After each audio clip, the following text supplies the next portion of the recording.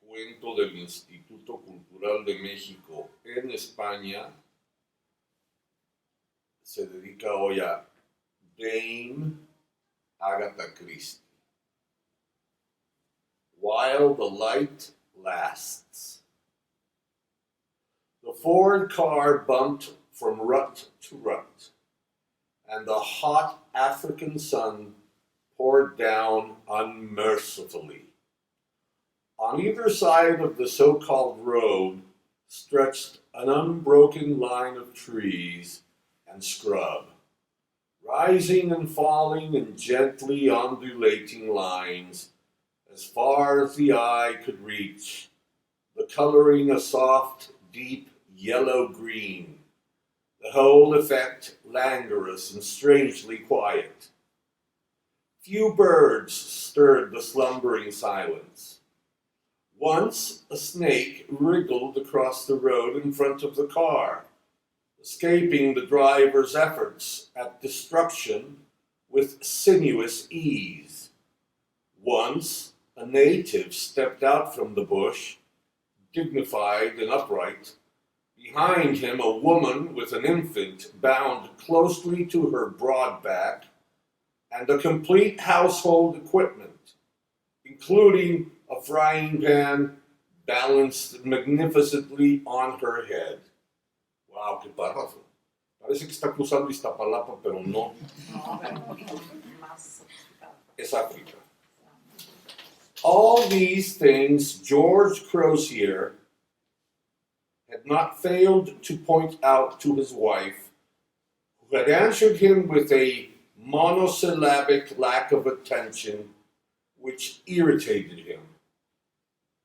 Thinking of that fellow, he deduced wrathfully, it was thus that he was wont to allude in his own mind to Deirdre Crozier's first husband, killed in the first year of the war. Killed, too, in the campaign against German West Africa. Naturally, she should, perhaps.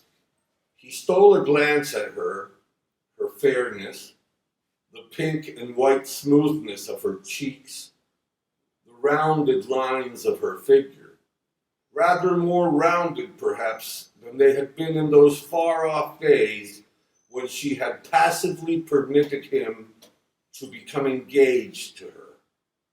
And then, that first emotional scare of war had abruptly cast him aside and made a war wedding of it with that lean, sunburnt boy lover of hers, Tim Nugent. Fantástico, ya están los tres personajes. George, su esposa, y el difunto Tim Nugent. Well, well, the fellow was dead, gallantly dead, and he, George Crozier, had married the girl he had always meant to marry. She was fond of him, too. How could she help it when he was ready to gratify her every wish and had the money to do it, too? He reflected with some complacency on his last gift to her at Kimberley, where, owing to his friendship with some of the directors of De Beers, he had been able to purchase a diamond, which in the ordinary way would not have been in the market, a stone not remarkable as to size, but of a very exquisite and rare shade, a peculiar deep amber, almost old gold, a diamond such as you might not find in 100 years, and the look in her eyes when he gave it to her. Women were all the same about diamonds. The necessity of holding on with both hands to prevent himself being jerked out brought George Crozier back to the realities. He cried out for perhaps the 14th time, with the pardonable irritation of a man who owns 2 Rolls-Royce cars and who has exercised his stud on the highways of civilization. Good Lord, what a car! What a road! He went on angrily. Where the devil is this tobacco estate, anyway? It's over an hour since we left Bulawayo. Lost in Rhodesia, said Deirdre, lightly between two involuntary leaps into the air. But the coffee-colored driver, políticamente correcto, the coffee-colored driver appealed to responded with the cheering news that their destination was just round the next bend on the road. The manager of the estate, Mr. Walters, was waiting on the stoop to receive them with the touch of deference due to George Crozier's prominence in Union tobacco. He introduced his daughter-in-law, who shepherded Deirdre through the cool, dark inner hall to a bedroom beyond, where she could remove the veil with which she was always careful to shield her complexion when motoring. As she unfastened the pins in her usual leisurely, graceful fashion, Deirdre's eyes swept round the whitewashed ugliness of the bare room. No luxuries here, and Deirdre, who loved comfort as a cat loves cream, shivered a little. On the wall, a text confronted her. What shall it profit a man if he gains the whole world and lose his own soul? It demanded of all and sundry, and Deirdre, pleasantly conscious that the question had nothing to do with her, turned to accompany her shy and rather silent guide. She noted, but not in the least maliciously, the spreading hips and the unbecoming cheap cotton gown. And with a glow of quiet appreciation, her eyes dropped to the exquisite, costly simplicity of her own French white linen. Beautiful clothes, especially when worn by herself, roused in her the joy of the artist. The two men were waiting for her. It won't bore you to come round, too, Mrs. Crozier. Not at all. I've never been over a tobacco factory. They stepped out into the still Rhodesian afternoon. These are the seedlings here. We plant them out as required, you see. The manager's voice droned on, interpolated by her husband's sharp staccato questions. Output, stamp duty, problems of colored labor, and she ceased to listen. That was all they had had. 2 months of happiness. If that mingled rapture and pain were happiness. Was love ever happiness? Did not 1,000 tortures beset the lover's heart? She had lived intensely in that short space, but had she ever known the peace, the leisure, the quiet contentment of her present life? And for the first time she admitted, somewhat unwillingly, that perhaps all had been for the best. I would have liked living out here. I mightn't have been able to make Tim happy. I might have disappointed him. George loves me, and I'm very fond of him, and he's very, very good to me. Why, look at the diamond he bought me only the other day. And thinking of this, her eyelids dropped a little in pure pleasure. This is where we thread the leaves. Walters led the way into a low, long shed. On the floor were vast heaps of green leaves, and white-clad black boys squatted round them, picking and rejecting with deft fingers, sorting them into sizes, and stringing them by means of primitive needles on a long line of string. They worked with a cheerful leisureliness, jesting amongst themselves and showing their white teeth as they laughed. Now, out here, they passed through the shed into the daylight again, where the lines of leaves hung drying in the sun. Deirdre sniffed delicately at the faint, almost imperceptible fragrance that filled the air. Walters led the way into other sheds where the tobacco, kissed by the sun into faint yellow discoloration, underwent its further treatment. Dark here, with the brown swinging masses above, ready to fall to powder at a rough touch. The fragrance was stronger, almost overpowering, it seemed to Deirdre. And suddenly, a sort of terror came upon her, a fear of she knew not what, that drove her from that menacing, scented obscurity out into the sunlight. Crozier noted her pallor. "What's the matter, my dear? Don't you feel well?" "The sun, perhaps. Better not come with us round the plantations, eh?" Walters was solicitous. Mrs. Crozier had better go back to the house and rest. He called to a man a little distance away. "Mr. Arden, Mrs. Crozier. Mrs. Crozier's feeling a little done up with the heat, Arden. Just take her back to the house, will you?" The momentary feeling of dizziness was passing.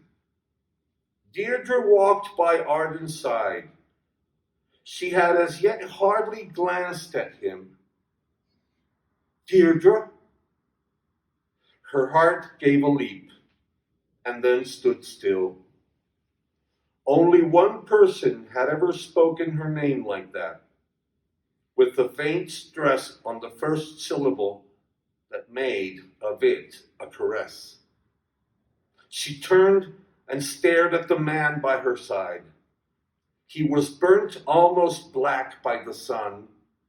He walked with a limp, and on the cheek nearer hers was a long scar which altered his expression. But she knew him. Tim.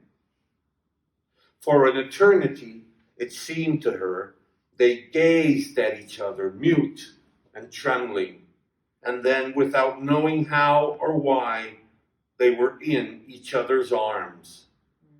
Time rolled back for them. Then they drew apart again, and Deirdre, conscious as she put it of the idiocy of the question, said, "Then you're not dead." "No. They must have mistaken another chap for me. I was badly knocked on the head, but I came to and managed to crawl into the bush.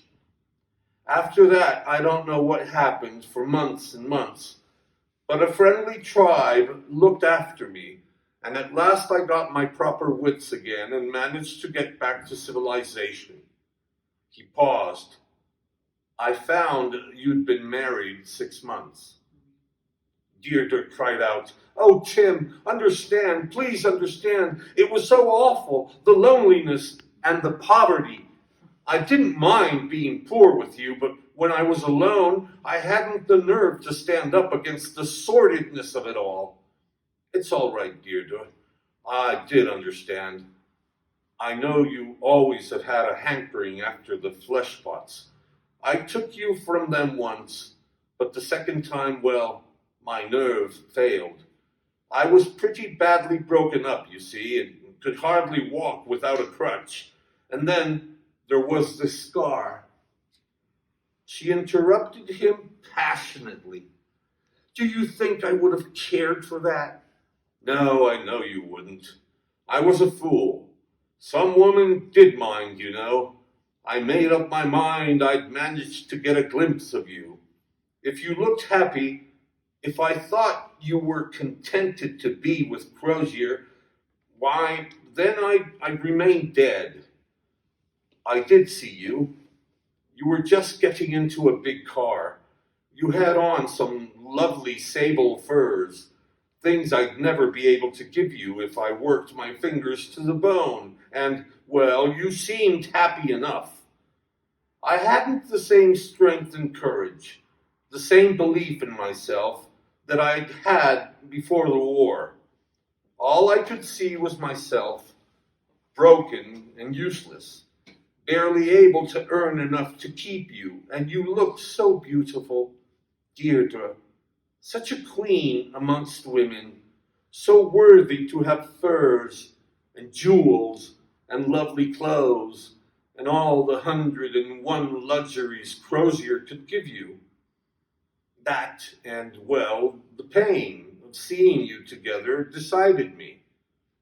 Everyone believed me dead, so I would stay dead. The pain, repeated Deirdre in a low voice. Well, damn it all, Deirdre, it hurt. It isn't that I blame you, I don't. But it hurt.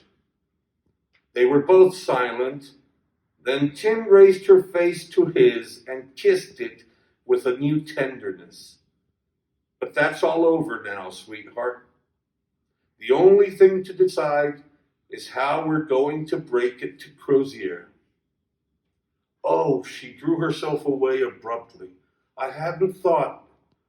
She broke off as Crozier and the manager appeared round the ankle of the path. With a swift turn of the head, she whispered, Do nothing now. Leave it to me. I must prepare him. Where could I meet you tomorrow? Nugent reflected. I could come into Bulawayo. How about the cafe near the Standard Bank? At 3 o'clock, it would be pretty empty. Deirdre gave a brief nod of assent before turning her back on him and joining the other two men. Tim Nugent looked after her with a faint frown, and something in her manner puzzled him. Deirdre was very silent during the drive home, sheltering behind the fiction of A Touch of the Sun. She deliberated on her course of action. How should she tell him? How would he take it? A strange lassitude seemed to possess her, and a growing desire to postpone the revelation as long as might be. Tomorrow would be soon enough. There would be plenty of time before 3 o'clock. The hotel was uncomfortable. Their room was on the ground floor, looking out onto an inner court. Deirdre stood that evening, sniffing the stale air and glancing distastefully at the tawdry furniture. Her mind flew to the easy luxury of Monton Court, amidst the Surrey pine woods. That is when her maid left her at last. She went slowly to her jewel case. In the palm of her hand, the golden diamond returned her stare. With an almost violent gesture, she returned it to the case and slammed down the lid. Tomorrow morning, she would tell George. She slept badly. It was stifling beneath the heavy folds of the mosquito netting. The throbbing darkness was punctuated by the ubiquitous ping she had learnt to dread. She awoke white and listless. Impossible to start a scene so early in the day. She lay in the small closed room all the morning, resting. Lunchtime came upon her with a sense of shock. As they sat drinking coffee, George Crozier proposed a drive to the Matopos. Plenty of time if we start at once. Deirdre shook her head, pleading a headache, and she thought to herself, that's settled, is it? I can't rush the thing. After all, what does a day more or less matter? I'll explain to Tim." She waved goodbye to Crozier as he rattled off in the battered Ford. Then, glancing at her watch, she walked slowly to the meeting place. The cafe was deserted at this hour. They sat down at a little table and ordered the inevitable tea that South Africa drinks at all hours of the day and night. Neither of them said a word till the waitress brought it and withdrew to her fastness behind some pink curtains. Then Deirdre looked up and started as she met the intense watchfulness in his eyes. "Deirdre, have you told him?"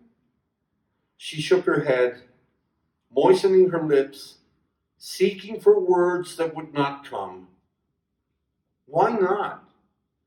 "I haven't had a chance. There hasn't been time."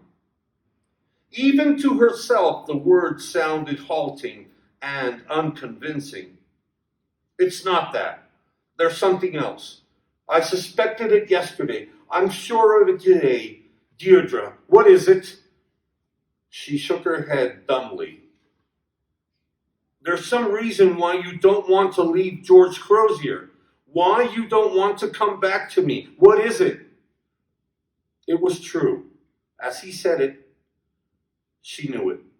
Knew it with sudden scorching shame, but knew it beyond any possibility of doubt.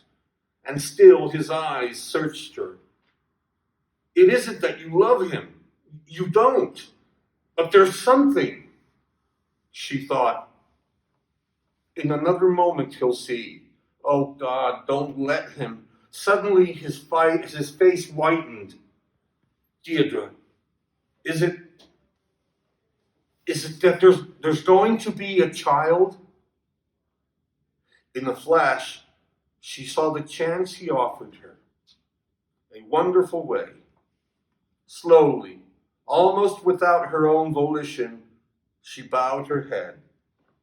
She heard his quick breathing, then his voice, rather high and haired and hard. That alters things. I didn't know. We've got to find a different way out." He leaned across the table and caught both her hands in his. "Deirdre, my darling, never dream that you were in any way to blame. Whatever happens, remember that. I should have claimed you when I came back to England. I funked it. So it's up to me to do what I can to put things straight now. You see, whatever happens, don't fret, darling. Nothing has been your fault." He lifted first one hand, then the other to his lips. And then she was alone, staring at the untasted tea. And strangely enough, it was only one thing that she saw: a gaudily illuminated text hanging on a whitewashed wall. The words seemed to spring out from it and hurl themselves at her. "What shall it profit a man?" etc. She got up, paid for her tea, and went out. On his return, George Crozier was met by a request that his wife might not be disturbed. Her headache, the maid said, was very bad. It was 9 o'clock the next morning when he entered her bedroom, his face rather grave. Deirdre was sitting up in the bed, and she looked white and haggard, but her eyes shone. "George, I've got something to tell you, something rather terrible." He interrupted her brusquely. "So you've heard. I was afraid it might upset you." "Upset me?" "Yes, you talked to the poor young fellow that day." He saw her hand steal to her heart, her eyelids flicker, and then she said in a low, quick voice that somehow frightened him, "I've heard nothing. Tell me quickly." I thought, "Tell me." "Out of that tobacco estate, the chap shot himself. Badly broken up in the war. Nerves all to pieces, I suppose. There's no other reason to account for it. He shot himself in that dark shed where the tobacco was hanging." She spoke with certainty, her eyes like a sleepwalker's, as she saw before her in the odorous darkness a figure lying there, revolver in hand. Why, to be sure, that's where you were taken queer yesterday. It's an odd thing, that. Deirdre did not answer. She saw another picture, a table with tea things on it, and a woman bowing her head in acceptance of a lie. Well, well, the war has a lot to answer for, said Crozier, and stretched out his hand for a match, lighting his pipe with careful puffs. His wife's cry startled him. Ah, don't, I can't bear the smell. He stared at her in kindly astonishment. My dear girl, you mustn't be nervy. After all, you can't escape from the smell of tobacco. You meet it everywhere. Yes, everywhere. She smiled a slow, twisted smile, and murmured some words that he did not catch, words that she had chosen for the original obituary notice of Tim Nugent's death. While the light lasts, I shall remember, and in the darkness I shall not forget. Her eyes widened as they followed the ascending spiral of smoke, and she repeated in a low, monotonous voice, everywhere, everywhere.